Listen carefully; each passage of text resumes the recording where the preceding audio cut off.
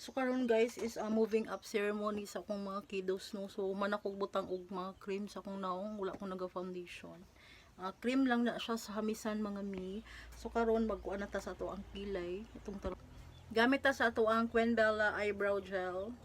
Inot ning Queen Bella guys kay dili ni siya mukalat sa inyong naong no. Bisag masami mo ani, dili na siya mo pilit sa inyong diri nga part, dili na siya pilit, dili ra gyud na siya mo pilit sa ato ang kilay. Nindot kay ni siya no, para pud sa mga tao nga dili kabalo magkilay. Nindot gyapon ning Queen Bella kay inyo ra mang sundon, makabalo na mo magkilay ini kay sundon naman ninyo ang natural arc sa inyong ang natural outline sa inyong kilay, inyo lang sundon. Nindot ni siya no, kay pang bushy eyebrows di siya, bisag nipis inyong kilay. Mubaga inyong kilay tungod aning Queen Bella brow gel. Dili na siya mukalat diri guys, diri ra jud na siya sa kilay.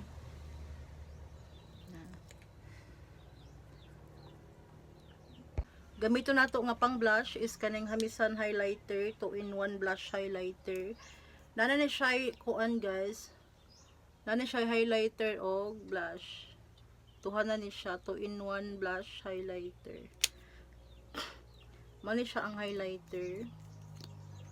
Yun ang naon.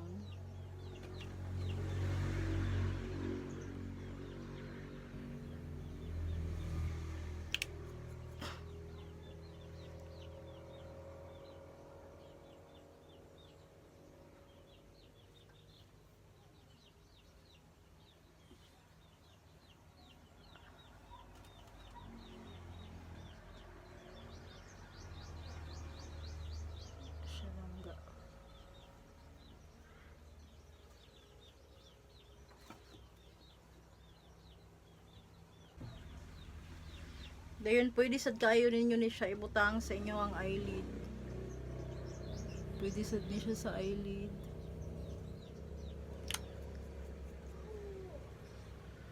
Tanday na to highlighter. Bukutan na nato yung buhok li. Lip tint. So muna ni atong look mga limi. Mag-attend ta og ceremony or moving up sa to ang duha ka junakis.